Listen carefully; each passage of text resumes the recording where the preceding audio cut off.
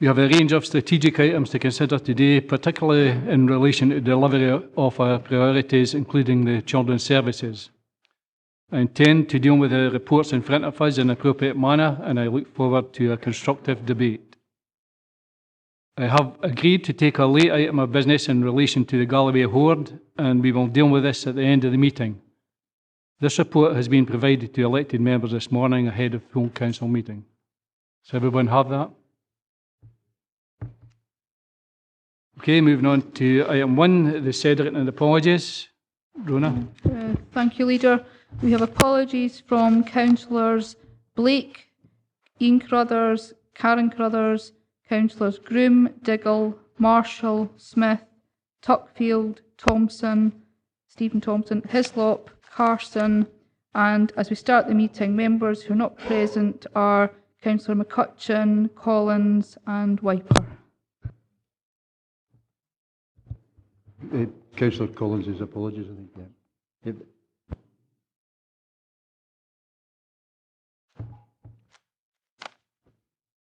Okay, moving on to item 2, declarations of interest. Andrew? Thank you. It's an item 11, recommendation 2.4, food train. My wife works with food train. Okay, Jim? Thanks, Chair. Agenda item 11, Housing in Scotland Act Scheme of Assistance. I am a Chair of the Integrated Joint Board, and I know there's dispensation provided to members to participate in council business, but I'd just like it recorded that I am Chair of that particular organisation at this present moment in time. Andy? Same as Jim. Yep. Jim? Yeah, it's item 13. My wife is a worker for CASS, but any comment I make will be on behalf of other CASS workers that have approached me. Okay, no. Oh, sorry, Dennis? I'm an IJB member as well, Chair. Ted?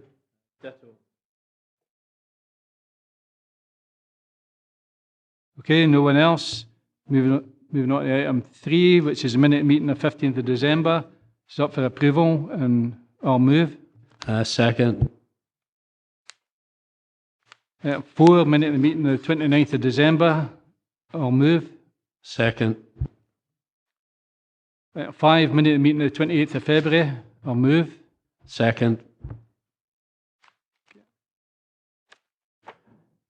Thank you. Moving on to item 6. The purpose of the report is to seek views of the Council on draft response prepared to the consultation exercise undertaken by Police Scotland in their 10-year strategy for policing. The deadline for the response is the 8th of May 2017, and individual responses can also be made via the Police Scotland website. The link is included in the report in paragraph 3.3. The strategy focuses on 5 key themes: protection, prevention, communities, knowledge and innovation, underpinned by 6 strategic objectives comprising of improving public contact engagement and service, strengthening effective partnerships, empowering, enabling and developing staff, investment in information technology, and enhancing cyber and forensic capabilities, and transforming corporate services. The draft response is set out in Appendix 2 to the report. Derek and Andy are here to answer any questions or clarify any issues members may have. I'll open up the meeting to members. Dennis? Yep. Thanks, Leader. We recently had an area committee meeting where we had a full report from the police, and it was an excellent report and showed the work they're doing. But back, I think it was in November, following the bank robbery in Langham, I actually wrote asking for an item to be on our police subcommittee, and it found during that meeting in Annandale and Eslett came back there, and that was a request that we asked the Chief Constable to come to one of our council meetings and listen to our concerns as a rural area, because while the police we have are doing an absolutely fantastic job to the very best of their ability, I'm concerned that things like the motorway crime and that is happening is not being fully recognised or taken care of. And I really think we need that discussion with the Chief Constable down here so he understands our position. And I think under pages 200, 201 and 202 of the report, I think shows enough concern that within that we could add in that request. And it was fully agreed by the Annandale and Estill Area Committee to ask the council to take that forward and to make that request. Because the one thing we cannot afford to do is to see our police levels slip. I think we actually need to see more work, especially on the motorway corridor, because any 20-mile radius of that motorway corridor, we have seen a lot of crime over the last year. We've seen banks, ATMs, farm machinery, all being stolen or damaged. And I really think we need that full discussion at that level with the Chief Constable so he fully understands what our problems are in this rural area. I've just heard this. I think that's been actioned already by the chair of the area committee. I thought it was to come to full council. Andy? I'm aware that the Chief Superintendent has accepted this information from the area committee and will be inviting the Chief Constable down in the new council. Tom? Thanks, Leader. Just on page 199, I would like something inserted there in the bottom box, which is talking about the main areas of focus, etc. I think we need a common set of rules across Scotland for policing major events. What appears to be happening is the disparity in policing costs for major events in this area compared to other areas in Scotland. And I really feel that Police Scotland should be taking a close look at how they charge for policing these events. I'm already aware that at least one major event is thinking of relocating over the border because of the excessive costs of they're being charged to police the festival in comparison to other areas. So if we include that in, that we expect to be treated fairly in this region. Patsy? Yes, it's just the consultation process. The community councils have been asked to respond to this. I hope, I'm led to believe, because I think it's gone out to them. I have been at 1 or 2 community council meetings in the last 2 or 3 weeks, and they haven't mentioned it at all, so I assume it's going out. But I just wondered where their comments go. Do they respond to us in order that we as a council as a whole represent the Dumfries and Galloway, or is it them? Do they respond on their own? Because actually, I think we might get a stronger message if we collated what their views were, and it was a council response taking into account what the community councils feel to this. Yeah, I mean, one of the difficulties with that is that we have no locus over the community councils, so community councils, and they wouldn't want us to have that locus over them, you know. But you know, my understanding is they can feed back in the, you know, in individual community councils or the community council groups. Andy? The Police Scotland and V Division specifically and the Chief Superintendent are rolling out a programme where the consultation is open to everybody, individuals, community councils, and they'll also be doing engagement sessions through their community officers at community councils. There is obviously, there's a 10-week programme of engagement that they'll be conducting. So if the community council hasn't been informed at the moment, I'm quite happy to raise that with the Chief Superintendent so that he'll make sure that that happens on. But they should be getting the opportunity to reply on behalf of community councils and as individuals. Andy? Thanks, Leader. I'm referring to item 6, it's at page 200 in the big box. There's quite rightly some concerns about dangerous and hazardous parking in some of the localities. My understanding is that at the last Police and Fire Committee in February, members were advised that there would be a briefing from the police and the council about just to clarify the different parking enforcement rules within the region. You know, when will members get that briefing, I think is the general question.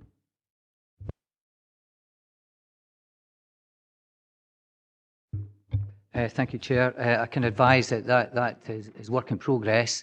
I've had a number of meetings with the local commander, the Chief Superintendent, and that document is almost complete and will be circulated to all members.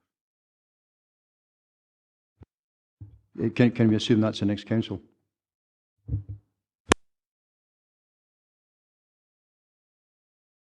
Jim?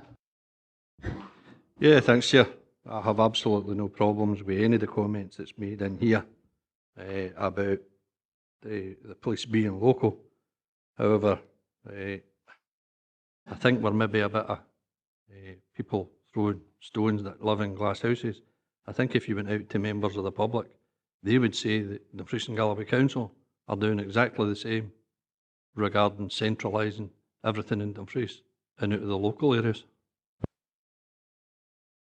I'll let that one go. Any other member? Craig? Thank you, Leader. It's just in reference to page 200 at the top there of Appendix 2, and one of the icons is invest in our use of information and technology. Chair, I wonder if there's an opportunity to add into our comments on this consultation in regard that I'm sure we're all aware, it was on the news just the other week that a £46 million new computer system that Police Scotland were due to enact failed and therefore has been scrapped. And the £200 million worth of savings that was to come from that technology is no longer available to Police Scotland. So if there's an opportunity for us to put in there that any communications and the IT, as it's stated in there, is fit for purpose and will not have a detrimental effect to the service going forward. Okay, with the recommendations, can we agree the draft response with the additions of the events and the IT? Okay, thank you. Item 7, the Children's Services Plan. The purpose of the report is to seek agreement of the Council to the Children's Services Plan 2017-20, which has been developed in collaboration with our community plan partners and is due to be considered by NHS Dumfries and Galloway Board on the 3rd of April. The Council and its partners have a duty to submit this plan to the Scottish Government and to publish it as soon as possible after 1st of April 2017. The plan will be published on our website, and in addition, a young person-friendly version of the document will be produced and publicised.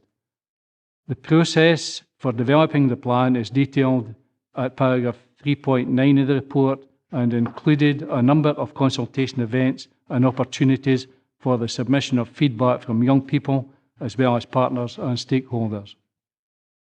The plan reflects the progress and actions taken in response to inspections and builds on the extremely positive progress that has been achieved, ensuring that the Council's priority to provide the best start in life for all our children is delivered.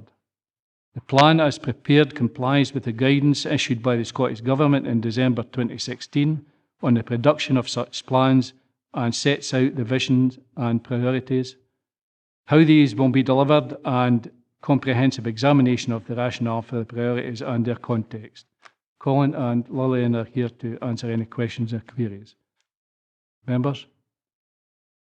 Andy? Thanks very much, Leader.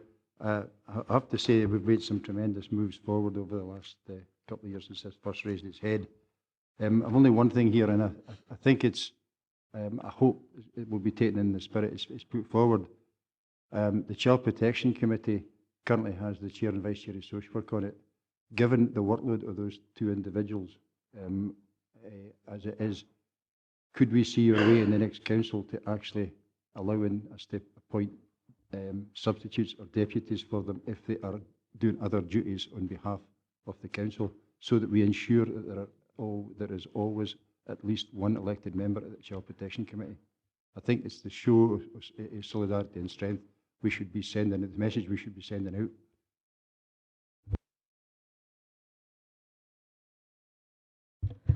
Thank you, Chair. Councillor Ferguson, we're aware that from the Child Protection Committee there has been an issue raised with regards to attendance. Certainly in terms of the committee, there is no issue if elected members chose to nominate a substitute. Jeff? Looking at this historically, I mean, it was a shame that we got into the situation where we got such a poor report in 2014, but I think as laid out in 3.2, we have made very significant progress, and I think everybody involved should be congratulating all the efforts that put into this. And I think we've made such good progress that I understand that the care inspector is now looking upon Dumfries and Galloway Council as an exemplar authority in terms of improving the services for children and young people, and that's very much to be welcomed. Once again, just to thank everybody who's been involved in driving this forward. Agreed. Okay, we got the recommend, sorry. Jane? I've managed to leave my card in the office. Could I possibly point out, Leader, about on page 228, this is about looked after children proxy measures. I echo my colleagues' feelings that we have made enormous progress, and I do thank officers and elected members and our partners for making this possible, that we can come forward with a positive feeling at the end of term, so to speak. I just want to say a plea. The Area Committee, Statutory Area Committee, looks at these measures with respect to attendance of looked after children. And year on year, it says to the officers, why are we expecting a target level of less for our looked after children than we are for universal children? And this goes on and on. I'm happy to say that in the statutory, looked after children's attendance actually in one measure was better than that of everybody's attendance, which I think is first class. But we should not expect a lower attendance from looked after children. It's not something that should be expected. And I just want to put that marker down, that I'll be looking for that from wherever point I am in the next few years. I will definitely be looking at that. So could we possibly take a look at that? Because if you go back to the significant progress that we've made, in the bullet points on page 205, we've made reasonable progress to ensure that vulnerable people, young people and families get the help they need as early as possible. So that's something there, I think, that we should link forward and assume that the targets should be expecting the highest possible standards. Thank you, Leader. I think we always work towards that, Jane. It's never ending, so we keep going. Okay, any other members? Graham? Thank you, Leader. It's on the same sort of theme, I think, probably, but I assume, I congratulate on where we are now compared to where we were in 2014. I think we should all be very proud of that. But I assume that this is a living document and it will be constantly being upgraded as time goes on. And I would like that reassurance because, things can change as time progresses. Absolutely, as with my last comments, we keep it going, keep progressing as much as we can. Okay. Go to the recommendations. Can we note 1, 2, 5, 6, 7 and 8 and agree 3 and 4? Okay. Item 8, which is Digital Scotland Superfast Broadband update. The report provides an update on the rollout of Superfast Broadband across Dumfries and Galloway. It also provides information and investment by Digital Scotland, which will deliver Superfast Broadband coverage beyond that previously reported to members. I welcome the update on the reach of the programme, with more premises connected than even the ambitious target we had aspired to, with some 96.3% of premises due to be connected by the end of quarter 3, 2018-19.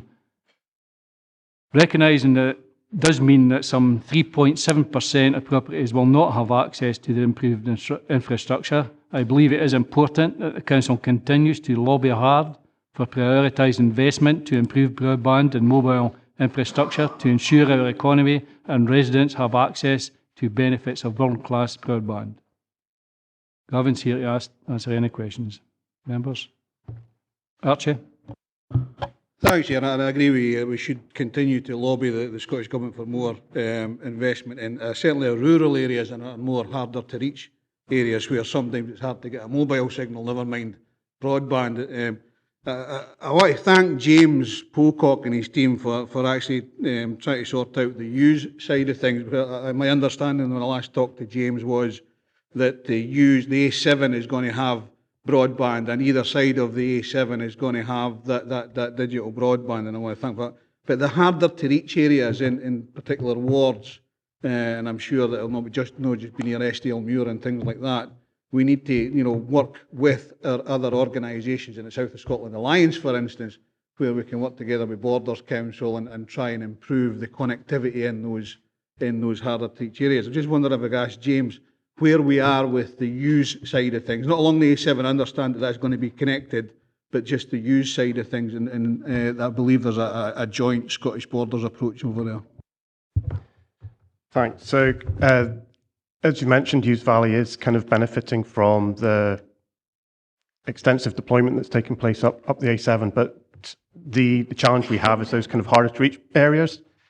We are in conversations with Community Broadband Scotland. The Hughes Valley was actually a pilot project as part of Community Broadband Scotland. It hasn't delivered as anticipated.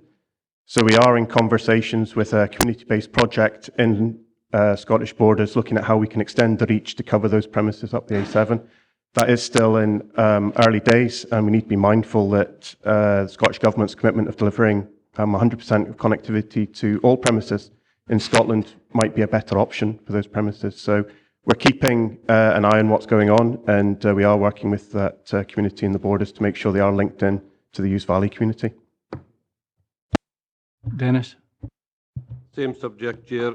Yeah, there was a pilot project 3 years ago that guaranteed use broadband within 6 months, and that was Broadband Scotland promised that at meetings, didn't deliver. The other problem, though, is that in places like Hughes, the telephone service doesn't work properly, and BT has failed to upgrade that. So is the broadband also dependent on BT sorting out a telephone? In the past, we've written to the chief executive of BT saying that in the Hughes Valley, they had to sometimes unplug their phones because they just never stopped ringing at night and there was nobody on the line, and it's never been addressed since. So do we need BT to sort out the phone lines as well as broadband in broadband, because the exchange has never been sorted as it was promised? The short answer is yes, and that is something that we'll need to keep pressuring Openreach on as well to improve the quality of the copper telephone lines. Well, the last 3 times I have contacted BT, they've refused to give me an answer or come back to me. So that's how hopeful I am that they're going to do this. It's quite disgraceful. People are paying for their phone bills, but they're not getting a service. Okay, Alistair? Thanks, Leader. Let me say, sir, that I have no problems whatsoever with the recommendations contained in the report, but I think it would be helpful, Chair. It's an issue, and understandably so, it's an issue which is exercising certainly the communities in Mid-Galloway, and I would pay tribute to James for having been involved in at least 2 presentations that I can remember. Would it be possible, though, Chair, to ensure that we, our comms unit, conduct an ongoing, or issue an ongoing series of press releases spelling out to communities, and not exclusively community councils, but perhaps slanted to community councils and organisations of that type, just exactly where we are, what we're doing, and continue that, sir, as we take matters forward. It would be much appreciated, Chair, that, and I think it would stand ultimately the council in good stead in disseminating information to people who are really keen, as it were, to find out just exactly where we are, and more important, where we're likely to be going in a time scale, if at all possible. Do you have any information about how it's communicated at the moment and how we could do better? Yes, so we're certainly in conversations with colleagues in communities about engaging with the ward workers to help them understand where we are, and that's something that we'll continue to progress as well. I think also to say that we're finally convinced the broadband team in Edinburgh to engage a professional communications officer, which I think, so we're now starting to be able to get a dialogue of information coming out that's understandable.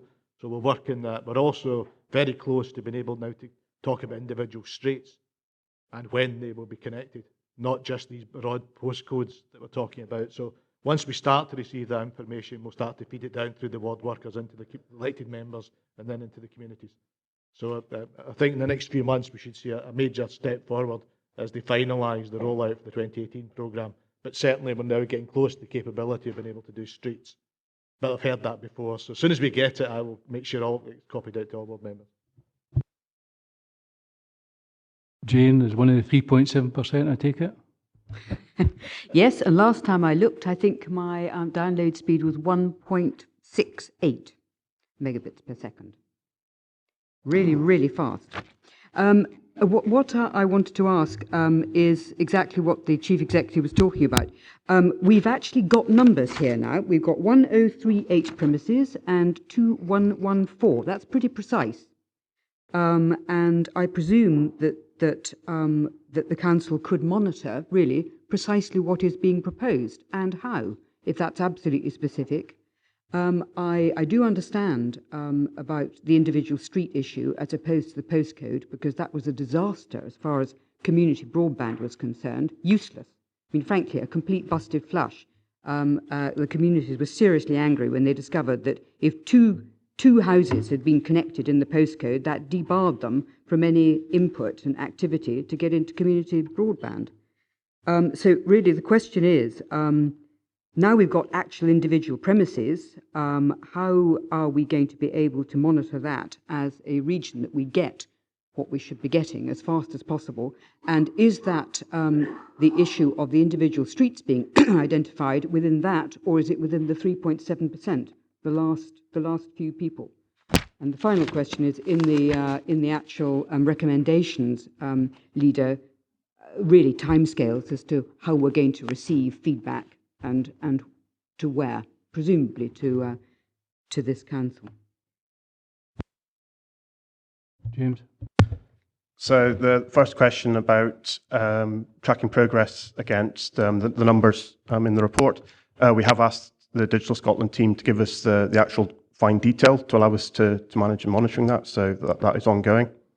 With regards to timescales, the final 3.7% really fall within what's called the R100 programme that members received an update on back in December. My current understanding is we should get more information on those timescales and how that programme will be delivered over the summertime, and I guess we'll be back to full council at the time to update on that. Okay, no other members. Can we go to the recommendations? Can we know 1, 2, 3 and agree 4? Leader, could we put in an extra one, because I'm sure elsewhere in Dumfries and Galloway, BT are not stepping up to the plate to make phone lines usable for broadband, and I think we should then be talking to BT or lobbying them to ask them to bring up the standard all the lines in the region so that broadband can actually be delivered. Gavin. You need to do that to get to 96%, but given the concerns members have raised, I'll write to Brendan, direct the Managing Director myself, to meet these points, that we want the infrastructure to be capable of getting to 100% as quickly as possible, and also can he inform us of where that infrastructure is not capable at this point, so members are absolutely clear on that. So I'll write to Brendan Dick personally. Okay, moving on to item 9, which is the Equality Act 2010. The report presents progress made and future plans in respect to the Council's statutory duties and equalities. Members will recall that we reviewed and updated our equality outcomes at full council in March 2016.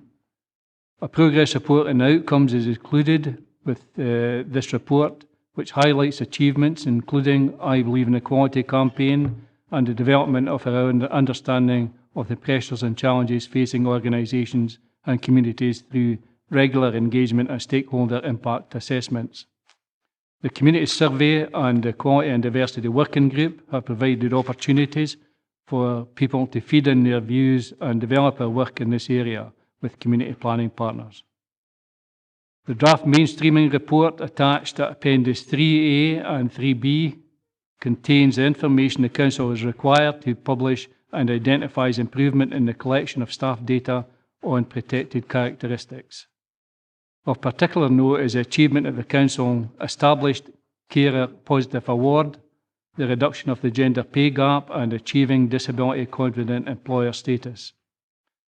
The combined equality outcomes for the Council and also as an education and licensing authority and are being published together in 2017-2021 are in line with the best practice, and these are set out in detail in paragraphs 3.9. The report also includes our gender pay gap data, equal pay statement and improvement plan.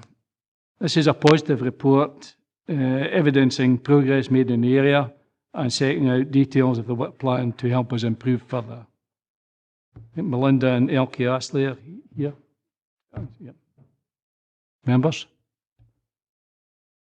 Alistair? Thanks, Leader. I refer to page 327 under Education and Young People, Bullying and Harassment in Schools. As we encourage more parental involvement in our children's education, can we recognise the important role of parents in promoting a culture of respect in schools? Absolutely, yes. And we've been in discussions with the Equality and Diversity Working Group and some of the local schools who are keen to promote a programme of raising awareness among teachers and parent councils. And I've been out to a couple of parent councils to talk about equality and diversity with them. So that's certainly something that will be included within that. Yeah, Andy. Thanks, Leader. It's just something here I'm wondering if how we do this, but is there a way we can embed into the core business that we ensure that people with protected characteristics are actually not representatives of those groups? Actual people with the protected characteristics are involved at every stage of opportunity that's available. I've had some feedback from some people who say, well, I don't want somebody going to speak on my behalf. For example, like an umbrella group, right? They're wanting local people who actually themselves on the thing. So I'm just wondering if this should be in core business. It should be everything the council does. We should embed that in it. And when we're getting reports, for example, at committee to say that this has been a quality assessed or whatever impact assessed, that before that's written, there has been some input from somebody with the protected characteristic, not someone acting on their behalf. I appreciate there will be occasions when that couldn't happen, right? But when it can happen, surely we should be moving as good practice towards that. I think it can be due, but, Melinda? I mean, certainly to move beyond gatekeepers, if you like, for communities is very important, and we do try our best to do that. But we do fund organisations as umbrella organisations to consult with the communities and to come forward with a consensus view. But you're right, we do need to be mindful of the fact that not everybody's voices is heard. And certainly as part of the consultation on the outcomes, there were a number of sessions throughout Dumfries and Galloway that were open to the public, and as well as organisations and people who represent organisations. So I'm mindful of that, and we will continue to do that. But it's a valid point, Councillor. Gail? Thank you, Leader. Just a very brief point, page 327 under community safety, bullet point 2. Surely that should read prevent violence and promote safety and well-being for all. Men are as much at risk of violence and domestic abuse as women. I know the statistics probably show otherwise, but I think that should, if it's truly an Equalities Act, it should be safety and well-being for all. We can certainly change that. I think the evidence shows that this is a particularly vulnerable group, and that's why they've been highlighted. But I think, Councillor, you're quite right that there is an issue to look after everybody, and everybody is included in the Equality Act and forms part of the protected characteristics. And we can certainly widen that out if that's what members want. Okay, Greg. Thank you, Leader. As a regular and I would maybe too strong to say enthusiastic member of the listening panel, I would like to know what percentage of taxis are accessible. I mean, I know they're all accessible in some shape or form, but obviously this is for disabled people. And secondly, how are we progressing with implementing customer training for taxi drivers? Could anyone answer those two questions, please?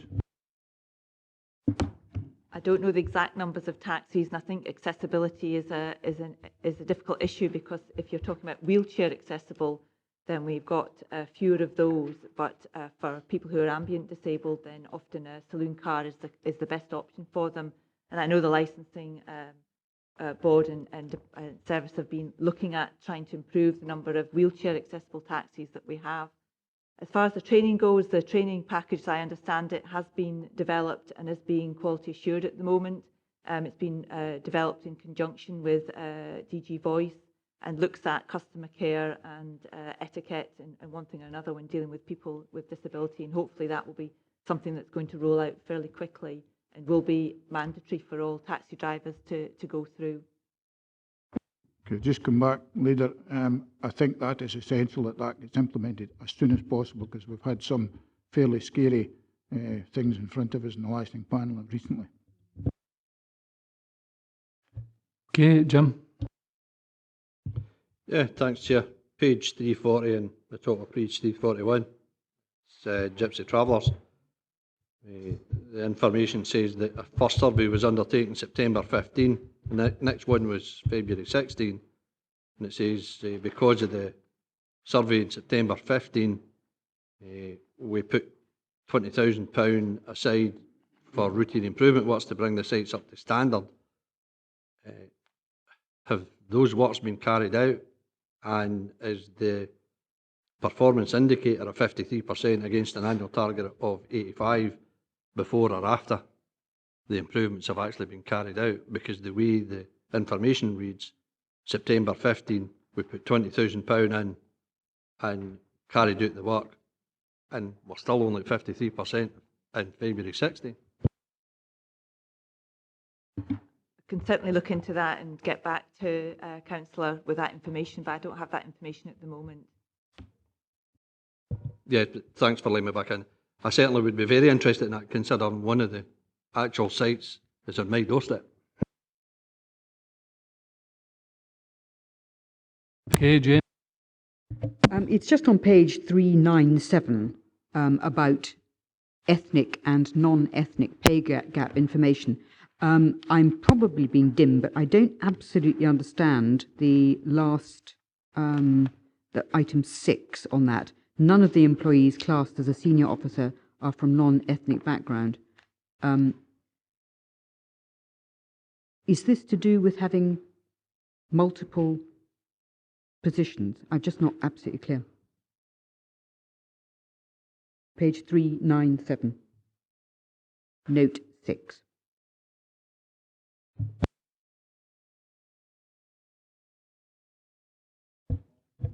Leader, I can confirm that's to do with multiple positions.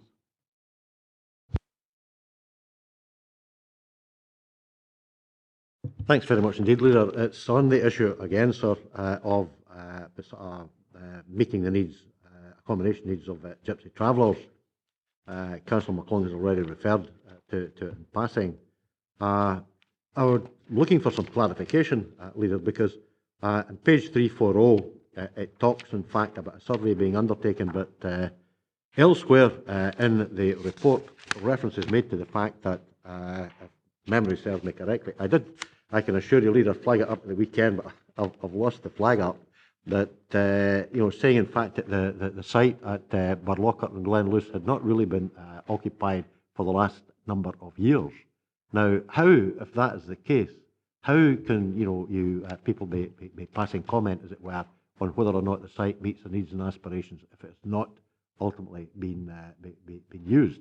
I would have to say, Leader, as one of those, and I've looked at Willie Scobie as well, one of those, who were definitely involved, or particularly detailed involved in the provision of this site, that concerns were expressed at the time that, the information on which the then Secretary of State's committee was basing its findings and its recommendations really didn't stand up to robust scrutiny. But be that as it may, we got the site. The site has been singularly under-occupied over the years, and it would seem to me that this is yet another instance of that.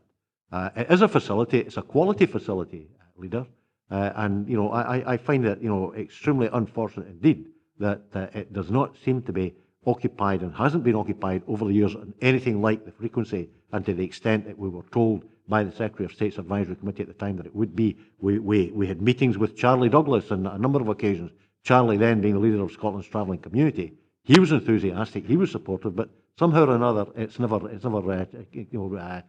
carried through. So, as I say, my particular question this morning, sir, with your leave, is why or how can that be the case that people are expressing views on the facilities, and yet it's being said, in fact, that the site has not been, actually occupied or used for several years.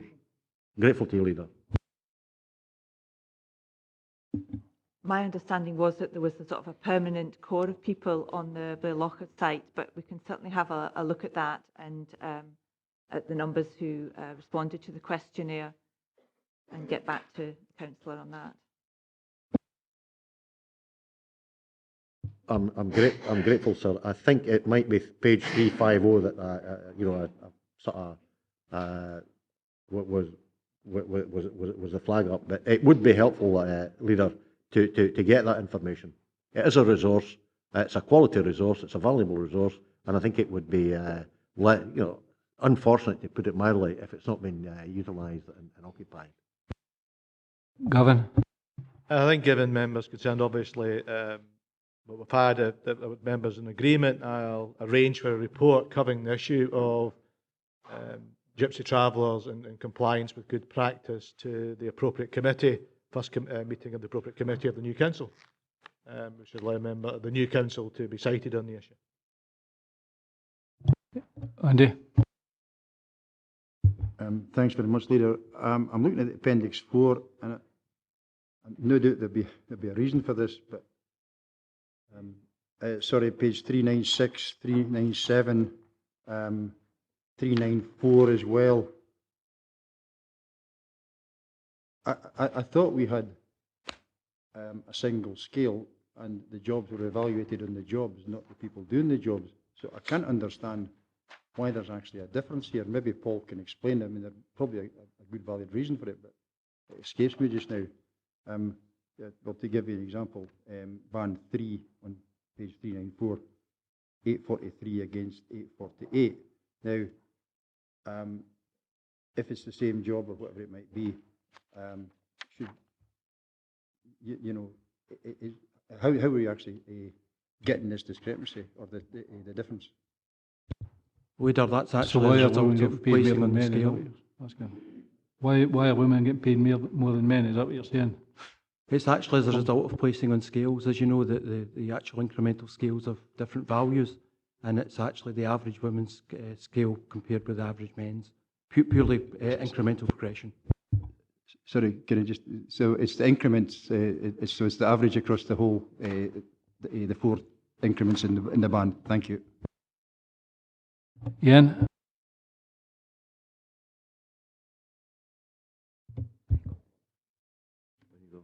Hello. Thank you, Leader.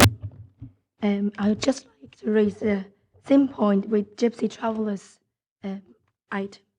On this, I would like to say the site worker is really needed urgently for the Thistle Grove traveller site in Cullen. I think many members may have made it aware of this problem in Cullen.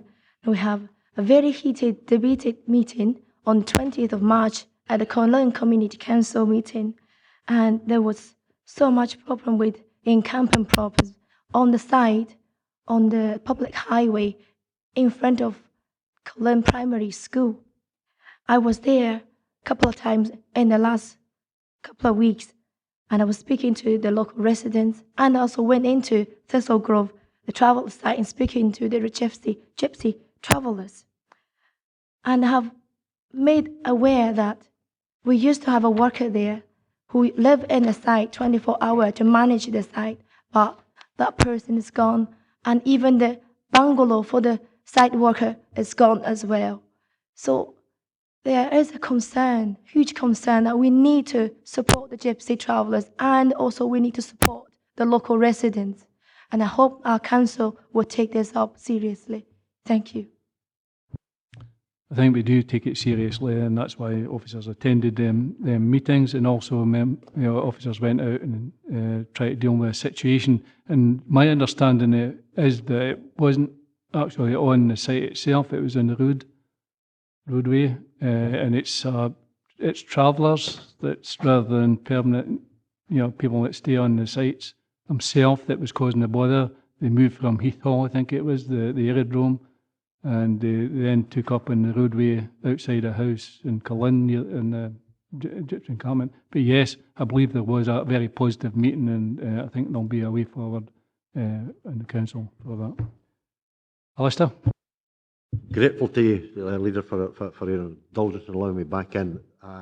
Paragraph 5.2, sir, on page 350, contains a statement talking about educational opportunities for Gypsy traveller children.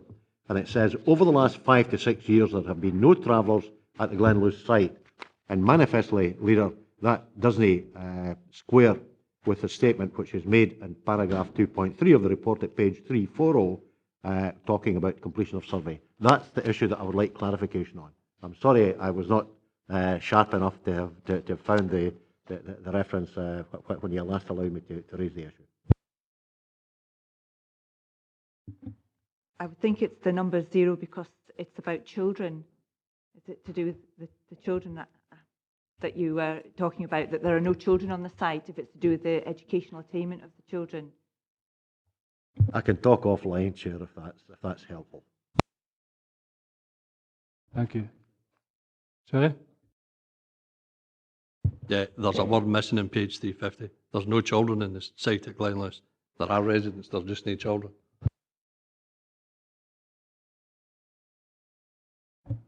Okay, can we go to the recommendations? Can we approve 1, 2, 3 and 4? Thank you. Sorry. Oh, sorry, Andrew. Sorry.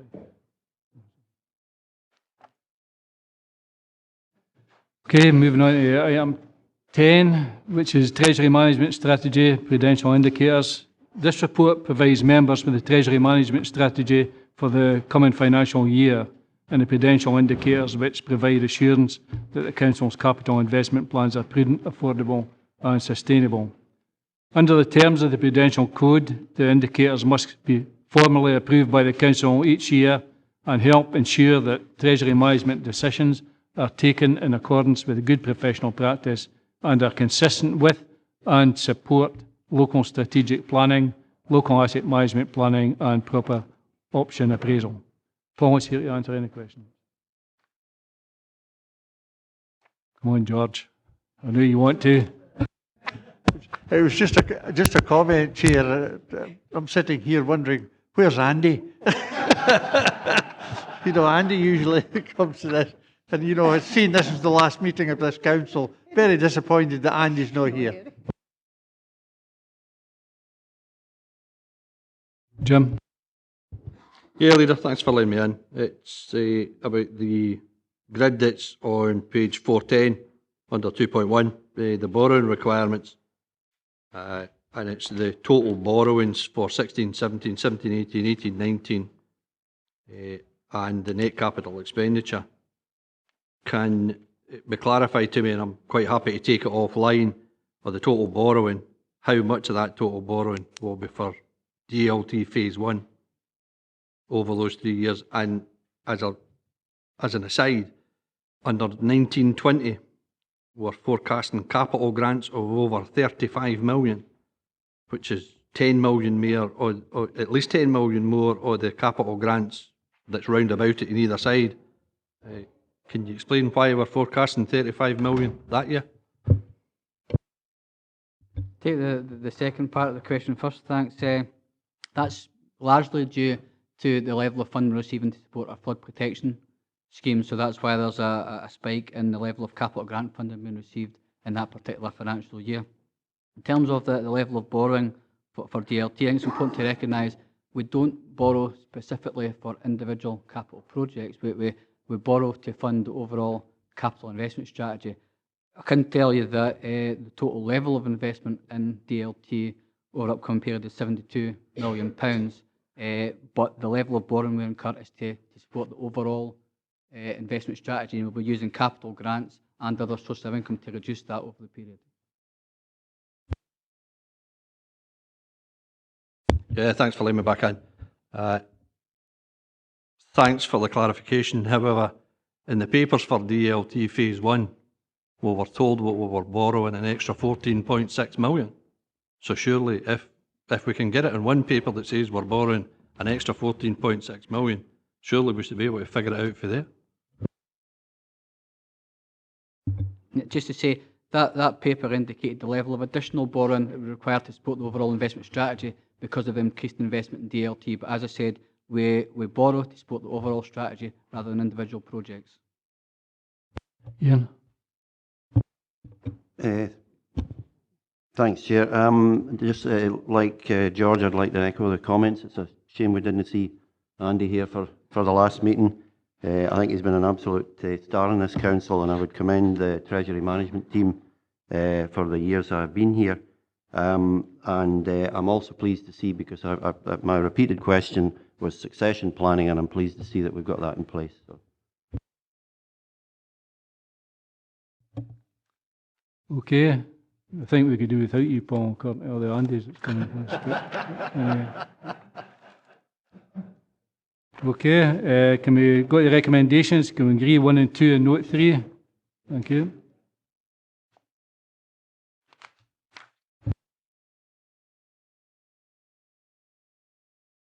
Item 11, which is the scheme assistance. This report seeks agreement to transfer the funding to deliver the care and repair, small repairs and home support service and food train extra to the Integration Joint Board. For this for 2017-18 as required under the integration plan. The Housing Subcommittee endorsed this proposal at its meeting on 6th of March 2017 and referred the matter to full council for decision. In relation to the care and repair service responsibility for its delivery transferred to the IGB from April 2016 and hence the transfer of the budget allocated by the Scottish Government in the sum of £1.198 million is required. The small repairs and home support services, more commonly known as handy van service, are managed by the Lorburn Housing Association on behalf of the IGB and Housing Subcommittee have recommended that an allocation of £149,000 be made to the IGB to support this service funded from the council tax and second homes incomes. The delivery of the service contributes to meeting the council's priority to protect our most vulnerable people. Given the nature of the services provided, home security, smoke alarms, minor aids and adaptations, etc. to vulnerable people.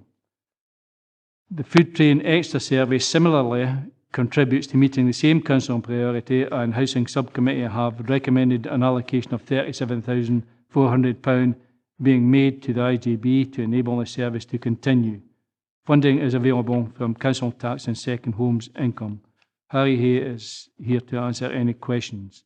Craig? It's not a question, Chair. I mean, you've covered all the points that I was going to raise as Chair of the Housing Subcommittee, and happy to move the recommendations following any members' discussion. John? Thank you, Leader. Just a question, really. There appears to be a bit of a backlog, and people in the outside world are waiting patiently for aids and adaptations to be agreed and be carried out. And I'm wondering if, because we're having a transfer of budget between ourselves and the Integrated Joint Board, if that's the reason for that. But it would have been useful for communication to take place from this council to the members of the public who have been waiting quite some considerable time. And I just wonder if this is part of the delay. Is the transfer causing any problems? Yep, thanks, Chair. To ensure it was a smooth transfer, there's a care and repair steering group that was in place prior to the transfer, and that steering group remains in place to ensure that there's oversight of service delivery through the transition period, and also to ensure that the council's interests are fully reflected in terms of the service delivery plans. I'm not aware of any backlog for adaptations through the care and repair service. However, following this meeting, I'm happy to raise it as an agenda item for the next meeting of the steering group and ensure that if there is a backlog, that measures are put in place to address it. But I'm certainly not aware of one through this particular service. Okay, Archie. Thank you. Again, it's no question, just a comment. I think I have to commend the two organisations that's actually mentioned in this report. Certainly from my other hat with the Armed Forces Champion, they've actually helped a lot of ex-forces people in the area, and particularly the elderly ex-servicemen. Handy Van in itself has got one of the clients that I'm working with actually working as a volunteer. And he's 78-year-old, an ex-tankie, who used to live in a sardine can, for the want of a better word, and is now working with Handyvan and protecting older, vulnerable people. So you can see the benefit of actually that organisation. And then Food Train, of course, delivering food, food parcels or food shopping on behalf of the clients has been an excellent organisation. So I just to commend the two organisations within that report, Chair. Okay, Jane. Leader, at risk of kind of picking at a scab on this one, I fully concur with the proposals. There's no difficulty at all with what we're doing, but it's a question of if we're transferring 1.198 million and 0.149 million to these organisations via the Integrated Joint Board, how do we, as an organisation, manage the governance of that and the monitoring of that? It's something that we do have to grapple with. I know it's difficult, but somehow, if we're going to do that, I think we have to be clear what is being achieved for the public money. Okay, Jim. Yeah, thanks, Chair. On a day-to-day operational basis, there's performance reports provided to the regular meetings of the Care and Repair Steering Group. And then on an annual basis, these proposals are agreed through the Council Scheme of Assistance report. And what we can do is provide performance information in relation to service delivery to help members make robust decisions going forward. The performance information is available. It's reviewed regularly at the steering group meetings, and my current understanding is that these services do provide highly regarded services to members of the local community and perform to a relatively high level. But certainly when we're taking a report, Scheme of Assistance report next year, we can include more detailed performance information for members' consideration.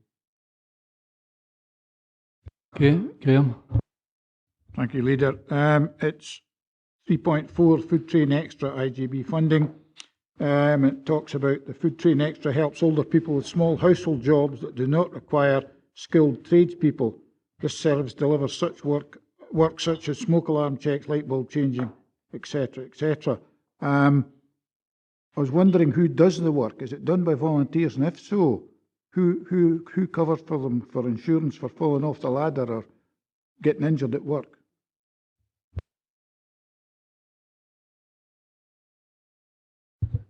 Thanks, Chair. Yes, the work is actually undertaken by volunteers. The service Food Train itself appoints a coordinator who organises all these works, and the insurances are dealt with through the Food Train. The Food Train Extra service is delivered by volunteers who are, as mentioned before, out delivering the food parcels, and the money that's here goes towards contribution for the coordinator and any of the elements and the work that need to be done. So it's all operated through the actual Food Train organisation itself. Andy. Thanks very much, Leader. Like yourself and the Deputy Leader, I actually went out with Food Train to see how it operates and the whole thing. And I was particularly keen on this the Food Train Extra thing. On my day, I shared this with Ted, that I became a first responder. Actually, with an old woman behind the door who'd fallen, company opened the door to let the Food Train in. So I think we should be supporting this 100%. It's exactly what it's all about. It's bringing back the old family values. It's bringing back the old community values that we sort of used to cherish in our distant past. Some of us, through why do you keep looking at me when you say distant past? Well, just for the record, I'm only marginally older than you. I just look older than you, Ronnie. Right? And I think, and the other bit that came out for me, and I pick up on Archie's point about the service folk, because Food Train are actually looking after some of the widows of the servicemen at some significant age as well. So I would commend this, and I'm happy to second Craig to move this forward as it is. Okay, can we go to the recommendations? Can we note 1, agree 2, 3 and 4? Thank you. Item 12, this is home energy efficiency programmes for Scotland. This report seeks agreement of members to the home energy efficiency programmes for Scotland, area-based scheme projects for 2017-18, and to note the funding allocation from the Scottish Government. A bid was required to be submitted by the 18th of March 2017, and with the Council only receiving notification on the 10th of February of this requirement, not enough time was available for a detailed report to be prepared for consideration by the Housing Subcommittee at its meeting on the 6th of March. Following some significant work by officers, a draft proposal was submitted by the due date, subject to members' agreement, and the Council's formal approval is now sought. The HEAPS scheme assists people to reduce fuel poverty and carbon emissions, as well as attracting eco-funding energy company obligation, which assists in delivering energy efficiency measures to domestic properties. Council will need to agree the temporary withdrawal of the appropriate delegation from Housing Subcommittee in order that approval of the bid and projects can be agreed today. The initiatives to be delivered by the project are set as set out in paragraph 3.4 and comprise both external and internal insulation measures as appropriate to the particular property. Harry Hay is here to assist with any questions or queries. Craig? Thank you, Leader. HEAPS ABS aims to reduce fuel poverty, reduce carbon emissions, and to attract eco-funding. A key driver of fuel poverty is the energy performance of homes, and this scheme seeks to improve heat retention by insulating solid wall properties. The Council work in partnership with the Energy Agency to deliver the projects, benefiting from their expertise in this field. The Energy Agency was awarded the Scottish Large-Scale Project of the Year at the Energy Efficiency and Healthy Homes Awards held in early March. 2017-18 will be the 5th year of the programme, and Dumfries and Galloway have been allocated £1.916 million from the Scottish Government, highlighting the successes of previous years' projects. HEAPS ABS has brought a wide range of benefits to the region, including reducing fuel bills by over £6 million and reducing carbon emissions by more than 25,000 tonnes over the lifetime of the installed measures. The 16-17 projects are due to complete by the end of May, and outturn will be reported back to members following this date.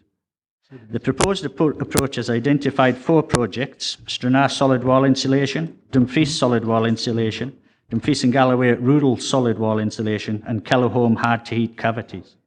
And these projects give scope to cover the whole region, as rural refers to settlements of less than 10,000 people. The HEAPS ABS programme contributes to the Council's priority of protecting our most vulnerable. This will be year 5 of a 10-year programme from Scottish Government, and I hope members can see the benefits of this work to our region and agree with the recommendations. Thank you.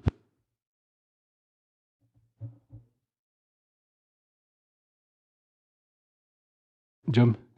I presume we have removed delegation, Leader. Yeah, I took it nobody disagreed when I said it. So, okay, that's good. A couple of observations to make. Just, I think the first is that it's been operating in my ward for a couple of years, and it's been particularly well received, very effective, and I think it's something I'd endorse. It's something we should do. I think, though, if you look at 3.5 of the report on page 444, and then the third bullet point down in 3.4, and I should maybe at this stage declare an interest, because 3.5 says the programme is providing an effective way of assisting fuel-poor households to improve the energy efficiency of their homes, and then later on it identifies only council tax properties A, B and C, and mine is band D. Now, don't suggest for a minute that I'm fuel-poor, but what I'm saying is we've never made a financial assessment. The Scottish Government hasn't recognised that there is also an issue about heating band D and above properties, or insulating them to a degree that makes them efficient as well. I think that's something we as a council should be trying to engage with the Scottish Government and get them to expand the programme based on the fact that it's a real success story, and I am absolutely certain that there are many households in band D and above that will be fuel poor simply because of circumstances that prevail at this moment in time. And the only other thing I would say is I hope that the management of the works is a regular programmed arrangement, because I've had a couple of occasions where the rough casting has fallen off the walls after they've been newly done, and some snagging jobs that took a lot longer than everyone locally anticipated. So by and large, it's a really excellent programme. I certainly endorse it. I'd love to see extended beyond Band C, and hopefully the management or the contractors on the ground is monitored to ensure that there's little impact as possible to the people that benefit very much from this service. Okay, I think that's a given, that. You don't need to answer. Patsy? Thank you. I just wondered if it was a rented property, if the owner-landlord applies for this, or if the tenant is able to apply for it. I just wonder how it works, because I think in rural areas, there's a lot of rented properties, and there's a lot of properties that are needing a better heat energy awareness and all the rest of it. Okay. Yes, thanks, Chair. If it's private rented property, then either the tenant or the landlord can apply for the scheme, as long as they meet the eligible criteria. And the eligibility is about the property, really. The only difference is if it's the private tenant who applies, then they would, at the point before installation, need to get the approval of the landlord to go ahead with the works. But yes, either can apply. Okay, John. Thanks, Chair. The poor boy sitting next to Councillor Dempster has his done. And it's been... He should have declared an I'd just like to echo that it's a really successful project in our area, benefiting a lot of people. And a lot of these have been elderly people. The only problem I've had with it is that time to time, postcodes have changed within the area, or different things have changed. And I've phoned on behalf of people to the Energy Agency to see if they qualify. They've been told they don't qualify. I've been telling them that. And then a couple of weeks later, they've been contacted to say that they do, which made me look a wee bit silly. So I would like to see maybe locally having a bit of contact with elected members or community councils to let them know, so that they're not putting the folk off getting it when actually things change it and they do. That's the only problem I've had with it. But it's been a real, and one sort of side advantage is it's making the place look a lot tidier, with people getting the rough casting as part of it. So it's really tidied up the area as well. That's just an added bonus. Thank you. I think that was an audio agreement. They would do that, engage with the councillors. Jim? Yeah, thanks, Leader. Just one question and then a request. Am I now right in thinking that the 4 bullet points that are on page 444 are more or less a carry on for what we're doing for 16-17? And in that case, I would be interested in getting the breakdown of the funding that went on each one of the 4 bullet points in 16-17 and what we are actually looking at for 17-18 for each of the 4 bullet points. Thanks, Chair. The 16-17 scheme is still in the process of being delivered, and that will remain the case up until around the end of May. After that, we'd propose to take our annual performance report to Communities Committee that will set out the outcomes that were actually delivered.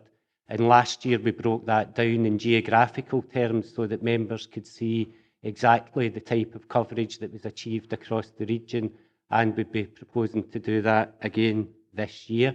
In terms of the scheme, it's a slight expansion of last year's scheme because the funding's gone up from around 1.6 million to nearer 2 million. So it's the same principles, but we've got more money available to deliver the scheme in the current year. Okay, can we go to the recommendations? Can we note 1 and 2 and agree 3? And can we also put in, there was talk about there, and it was said from Jim there, we could maybe look to engage with the Scottish Government and look for opportunities to see how we can expand the scheme. Can we also note that the funding has gone up to nearly 2 million? That's in the paper.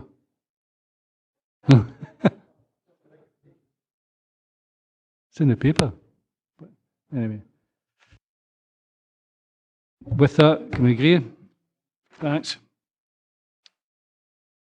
11 ways for adult social care workers and ethical care charter.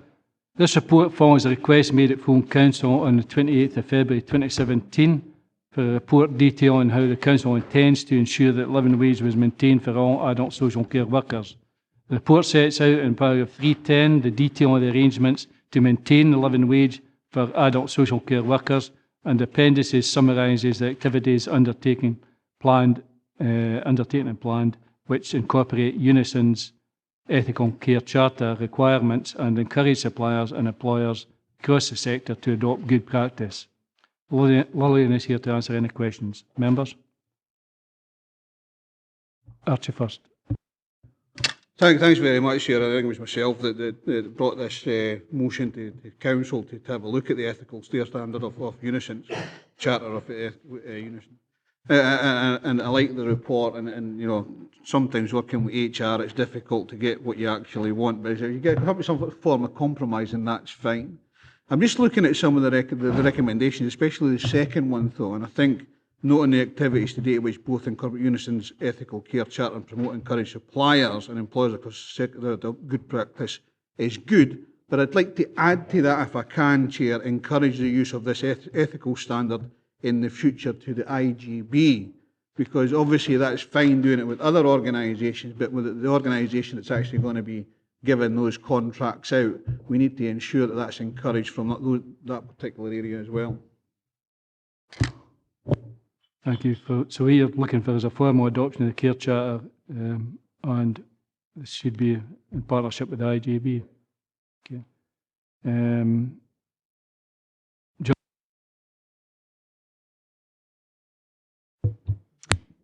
Thank you, Leader. I just wanted to ask, I think sometimes we underestimate just what a good job the care sector actually do for us, both within the council and in other organisations out with. And I wanted to know what we're actually doing to make sure that the other service providers are actually paying the £8.25 per hour for their workforce. Yes, thank you, Chair. Clearly, as part of contract monitoring, which is ongoing, and contract management meetings with care providers, these issues are discussed, and every effort is made to ensure full compliance with each provider that we commission. Can I just come back on that? I understand that, and I think that's very commendable, but do we ever do any consultation with their actual workforce, the people who are on the ground carrying out the work?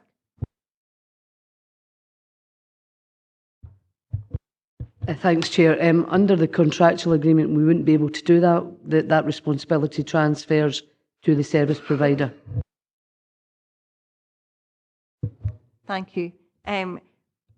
Well, that's all very well, but I do think maybe, I mean, because they've actually tendered, they should be absolutely paying their workforce the £8.25 an hour according to the documentation that's in front of us. So I would just like to see something, whether that's something that you can ask the contractor to provide to us, just a list to see, or a note to see that that's actually taken place. Certainly under our contract management and monitoring, we can provide that information for members. Archie, you want back in? Yes, yeah, it's just on the question about, you know, employees getting surveys, and that both my daughters work in the care sector, both for elderly, one for elderly, one for employer with young people with learning difficulties. And both their organisations have actually done employee surveys to make sure that they are actually getting. One of them actually works at Lydia Field in Annan, which was recognised apparently as one of the underpayers in Dumfries and Galloway. which wasn't true, and that was a actual media outlet that actually put that in place.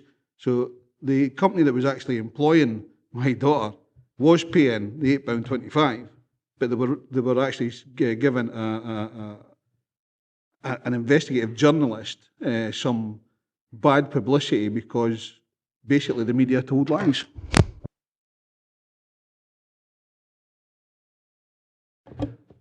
Okay, can we go to the recommendations?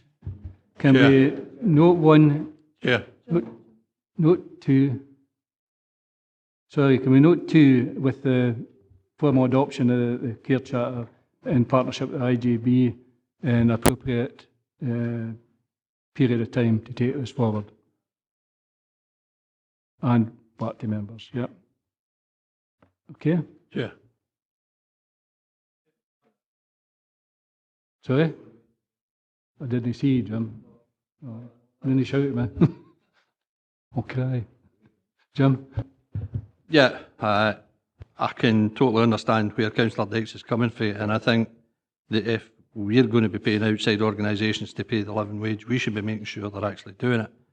However, we'll come back to the Ethical Care Charter and stage one, the third arrow point, it's not a bullet point. Home care workers will be paid their travel time and travel costs. In September 2015, European Court said that home care workers would be paid their travel time and travel costs. For the last 7 months, I have been arguing with this council about when they're actually going to do it, and I'm still no further forward. That's amongst two other things that are stuff that there has been court decisions on that the council still isn't doing. Okay, do you want to comment? Yes, thank you, Chair. With regard to external providers, we can give assurance that the rate that was tendered and took effect from October 16 fully includes an allowance for travel time. Jim?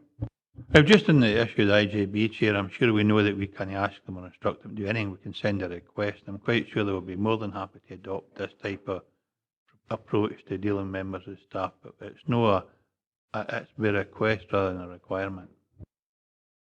In partnership, that's what I said, Jim. Yep. Yeah. Okay, Jim, you want to back in? Yeah, Chair. Sorry, Leader, thanks very much. I'll perhaps now be more specific. The court case was the travel to and travel back from first and last visit.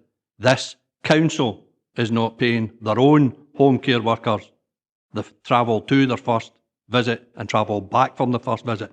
That's the argument I'm having with the council. The European Court decision said they should be.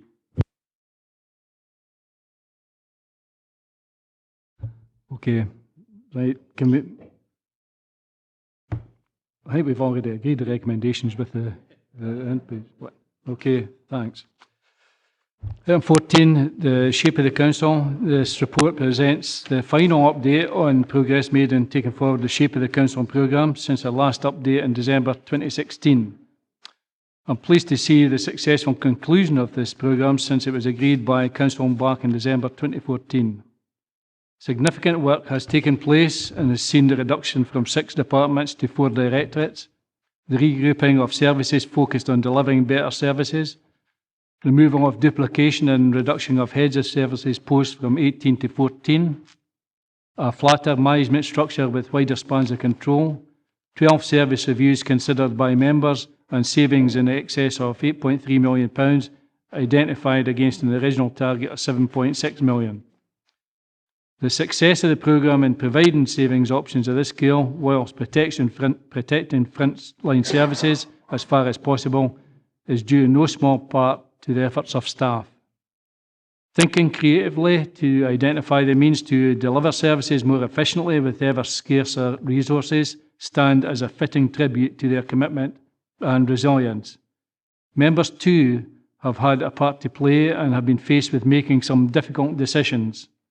Ultimately, together, we have been able to direct improvements and constructive changes to services while making a contribution to the significant financial challenges we faced as a council. Moving forward with financial picture for local government looking unlikely to improve for the foreseeable future, the new council will again be faced with providing an innovative and sustained response, and this will require a new long-term financial strategy aligned to the council's priorities. Gavin's here to answer any questions. Ian? Thanks, Chair. It's on 461 BTB 07, waste collection service review savings identified, which has not been progressed. During the budget, just to wrap the budget, my group asked a number of times for potential savings, both in terms of the waste collection service itself, which obviously involved the rollout, and also on the sinking fund, and we're never actually able to get anything which was meaningful to allow us to make some projections. Well, given that we were supposed to have rolled out this service in 2014, when are we actually going to get some meaningful savings identification for this service?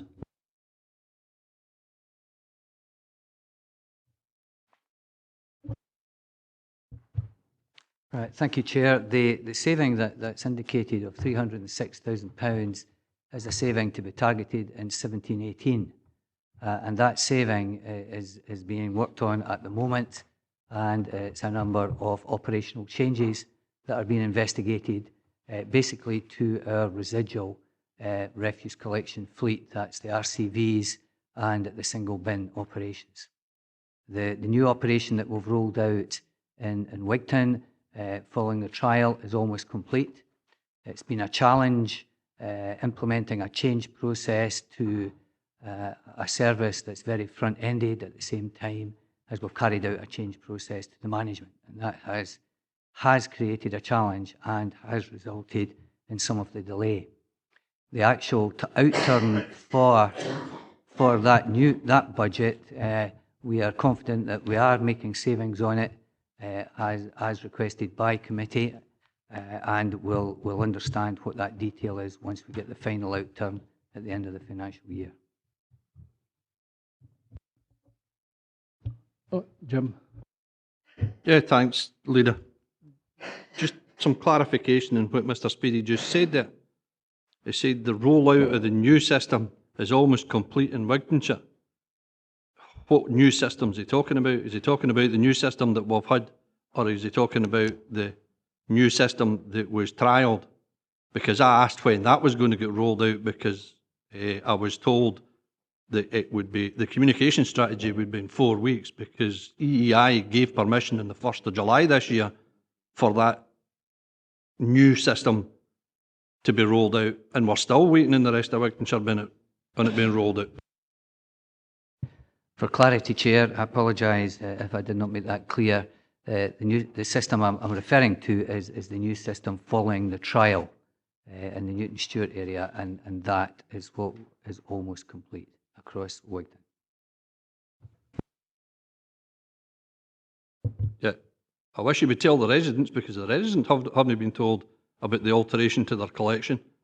The only ones that are still getting the new collection are the ones that did the original trial. As far as I'm aware, nobody else in Wigtonshire is getting the new system yet. I was told that the communication strategy for the new system would be out in about 4 weeks' time. The communication strategy is yet to be rolled out to advise everybody of the start of what will be a new system across Wigton, and that should be within the next 6 weeks. Tom? Thanks, Leader. As Chair of the Business Transformation Steering Group, just like to record my thanks to all the officers and all the departments who took part in this exercise, plus elected members who served in the committee and the trade union reps. I think that should be recorded in the minutes, all the work that was done. Thank you. Okay, can we note the recommendation? Note.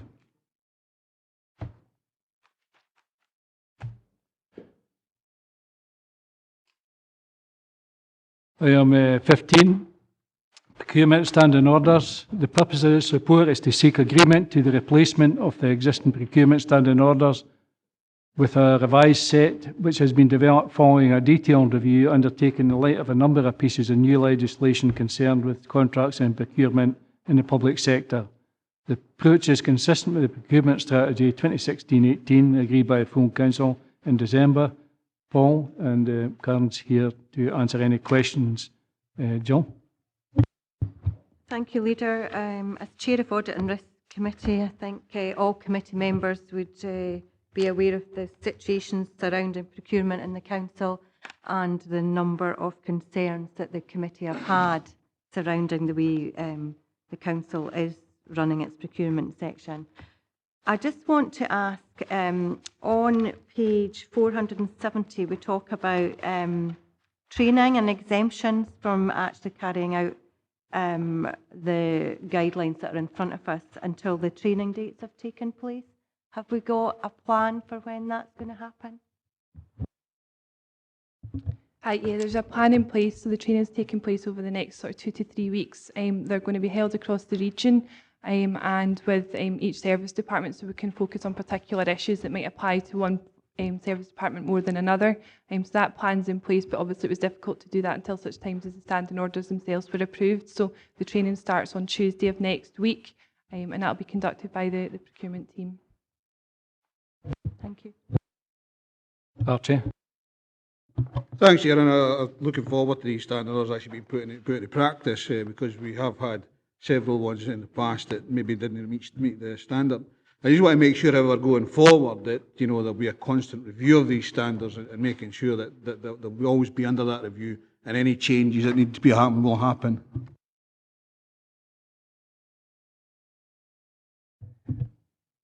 Jane?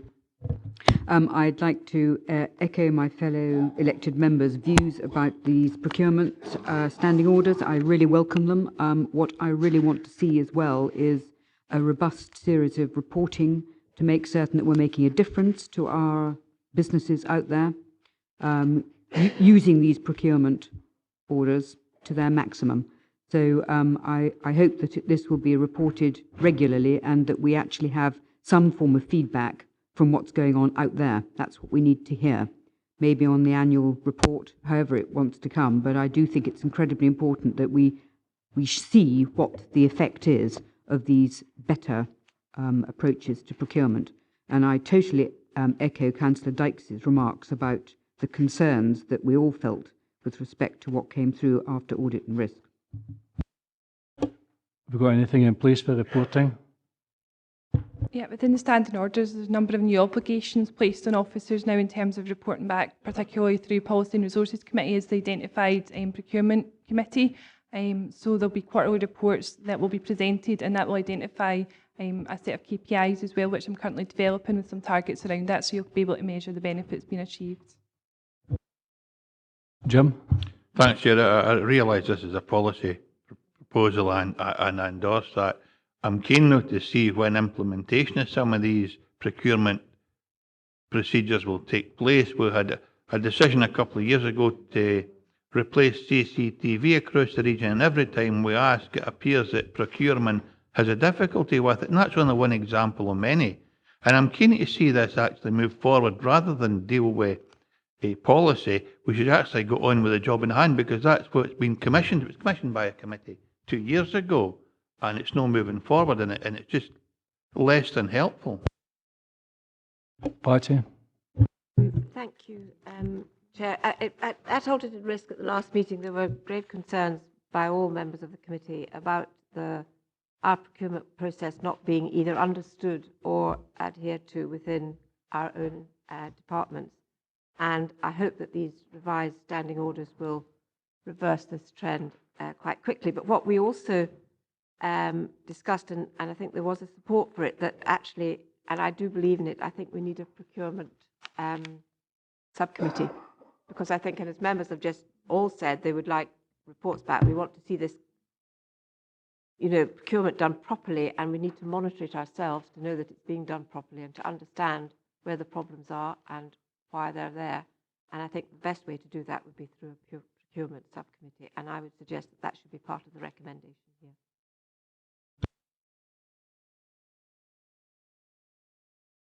Craig? Thank you, Leader.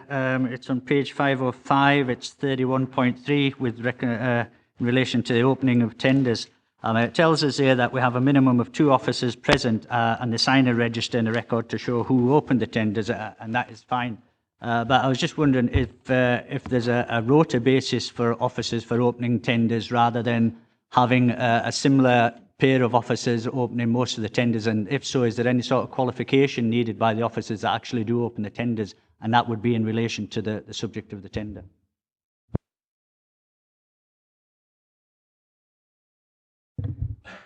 There's no specific rota as such, but what would the expectation? Obviously, this applies to over £50,000 contracts. So there'll be involvement with the corporate procurement team. So the expectation is that there'll be a member from the corporate procurement team, along with a lead officer from the service department who's actually procuring the requirements. So there'll be cross-representation from departments to witness the opening.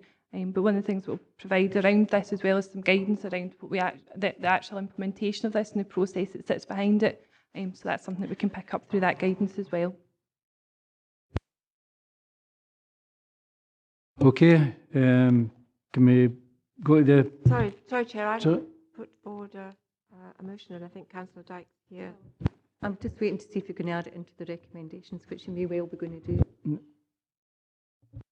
Well, if you're putting forward a motion, but I mean, one of the things is, I think we rejected that the last time on the basis that the new council would do the subcommittees. But I mean, you're still quite entitled to put forward a motion if you like. If Councillor Gilroy's putting forward a motion, I'd be happy to second it, because I do actually think we need a subcommittee for procurement. Yeah, but again, I mean, that was rejected by the council the last time because it's, you know, it's up to the new council to decide which subcommittees they have on the full. But on this one, Chair, I would suggest that it would be good to hit the ground running, as they say, and to have that decision in place, and that it can be up and running as soon as possible, because I suspect that I would be very surprised if a new council did not want to take note of what is happening within procurement. Okay, we've got Jane first and then Archie. Well, I don't know what the wording says, but I mean, surely we would be in a position to recommend to the council, and we could recommend it, and then it's up to the council to decide what it does. Would that get agreement from everybody? Has from me. Do we all agree that we can recommend? Okay. Can we revoke 1, approve, and adopt 2 with that addition of recommending to the next full council? Thanks.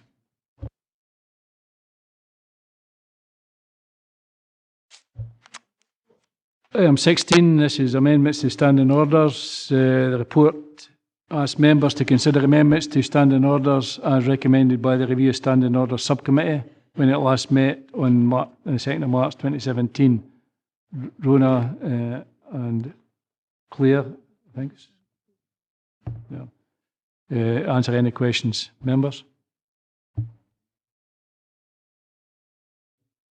Hear the recommendations.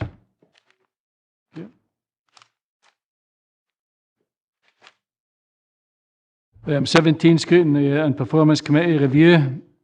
This presents a report from the Scrutiny and Performance Committee with recommendations following its review of access to services and use of public buildings for full council to consider.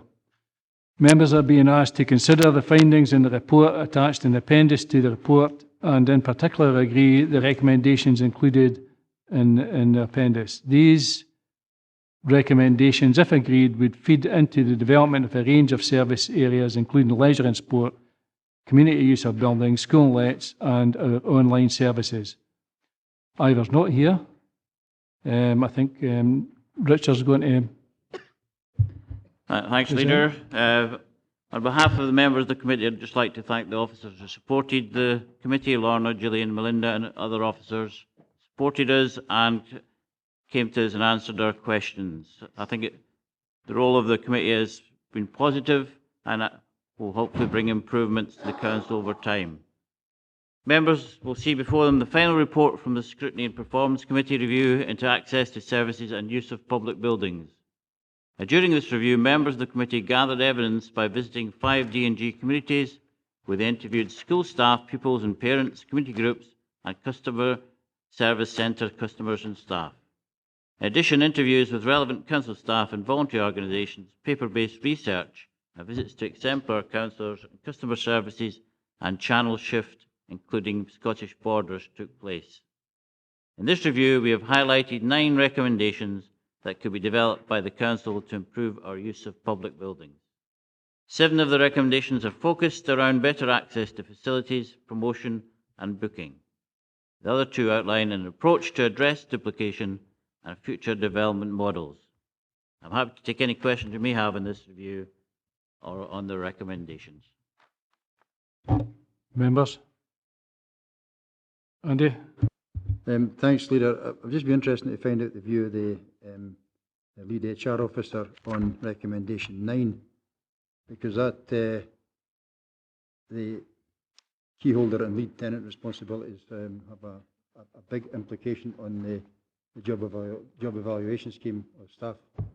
So I would have thought before we go anywhere near that, we need to consult with the trade unions, not sort of bring it along for their information later. I recognise your point, but this is the point of why do we pay people to go and just drive out and shut a building and not trust the community to shut it? And I think that was the thrust for the committee, that there are ways to do that. Actually, it's not part of the normal duties. This is where we make the closure and lead tenant a barrier to the community. So I think it's about the simple thing about developing with communities that responsibility for their own asset. Anything that did, of course, impact on job evaluation would of course be discussed with the trade unions, the normal process. But I believe from reading the evidence, this was more about how do we change the balance to trusting our communities to be able to look after the assets if they want to use it, rather than make a barrier of us not being able to provide staff to close it. So I think it's that balance we're looking for here. But if there was any change to terms and conditions, we'd obviously use the normal processes of engagement with the union.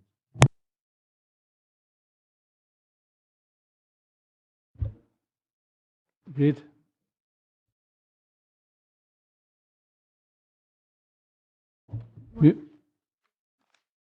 No, moving on to 18. Moving on to 18, Scrutiny Performance Committee, Review, Town and Village Improvements. This presents a report from the Scrutiny Performance Committee with recommendations for its review of town and village improvements for full council to consider. Members are being asked to consider the findings in the report attached in the appendix to the report, and in particular agree the recommendations set out in the appendix. These recommendations, if agreed, would feed into the development of future town and village improvement projects and schemes. And again, it's I think it's Richard that's going to present the report. Thank you, Leader. This is an important body of work which the committee have worked on, and members will see before them the final report from the Scrutiny and Performance Committee's review of town and village improvements. This review has involved the members of the committee gathering evidence. It has included identifying and analysing good practice information from other councils, visits to localities and interviews with officers. In this review, we have identified 11 recommendations that could be developed by the council to see improvements in our towns and villages.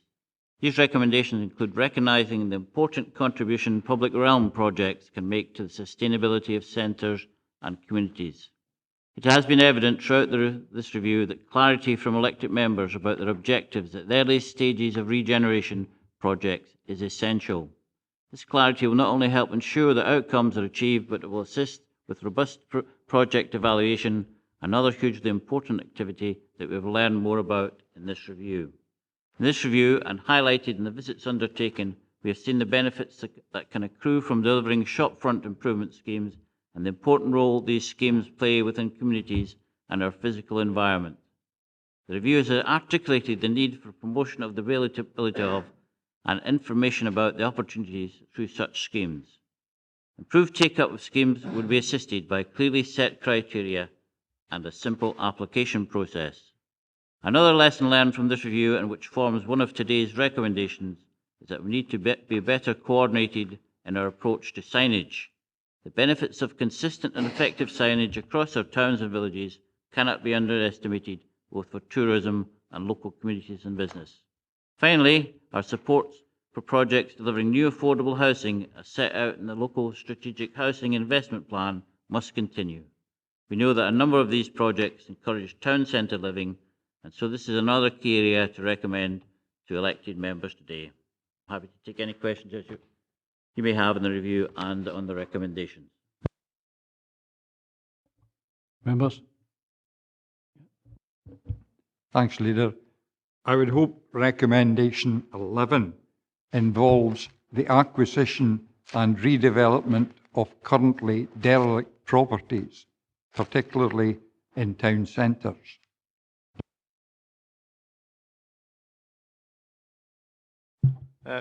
Absolutely, it would cover everything, but of course it would have to represent value for the community and then recognise the considerable costs that would be involved up front.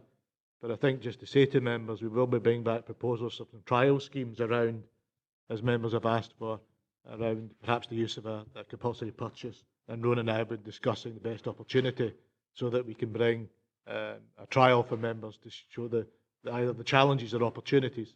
So we're bringing that forward to the next council. Okay, Jeff. Just recommendation 6, continuation of the shopfront improvement scheme. If that decision is made, I think what we need to do is be more proactive about this. I mean, going around Dumfries, for example, there's scaffolding going up all over the place on the shops, but largely that's to repair the roofs. I mean, a huge part of the cost, I would imagine, is actually putting the scaffolding up. So perhaps what we need is officers going out to the owners of these shops and saying, by the way, you could apply for a shop front improvement grant at the same time. Just a suggestion. Yep. Can we agree the recommendations? Okay. Right. Can we go on to the moving and seconding the minutes? Audit risk management, 16th of February 2017. Happy to move. Happy to second. The economy, environment and infrastructure, 9th of March. Happy to move. Happy to second.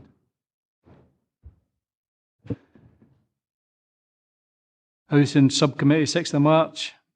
Chair, I would be happy to move agreed subject to amendment to item 4 and paragraph 4.4, which to read, to agree to allocate 30,000 to support the sustained development of the Trusted Trader Scheme for a 12-month period, as detailed at 3.7. The minutes actually state a 3-year period. With that change? Happy to second that, Leader. Yep. Okay. Communities, 7th of March. Move. Minute. Happy to second. Licensing panel, 6th of December, 20th of December, 20th of January. 17th of February. 17th of February. Happy to move, Chair. Happy to second. Okay, licensing panel, 17th of March.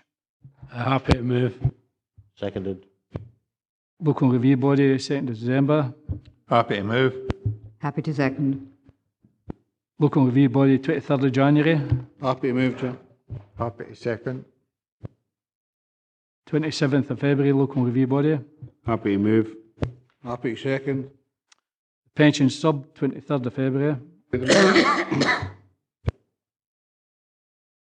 Yep. Police, fire and rescue sub. Happy to move. Happy to second. Policy resources, 16th of March. Happy to move. Happy to second. Review of standing orders subcommittee, 2nd of March. Seconded. Scrutiny performance committee, 2nd of March. Happy to move. Happy to second. Social work services, 14th of March. Happy to move. Second. Statutory area committee, 15th of March. I have to ask on this one, we have, I don't know if Lorna's still here, we have had concerns about this minute, and I don't know where we are with that. I have talked to the officers and I am prepared to second the minutes as they stand at the moment. Notice I didn't use the word happy. Okay, happy to move. Worked in Area Committee, it's 28th of February. Happy to move.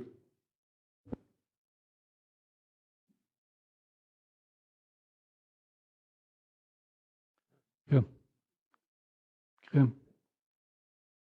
Graham, do you want to do it? I'm happy to second it. Okay. Worked in Area Committee, 8th of March. Happy to move. Happy to second. Okay, thank you.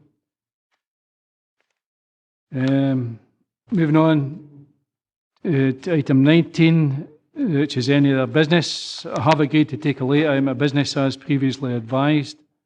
Do we agree to adopt a resolution to exclude the public from the meeting in terms of section 50A, paragraph 9, part 1, schedule 7?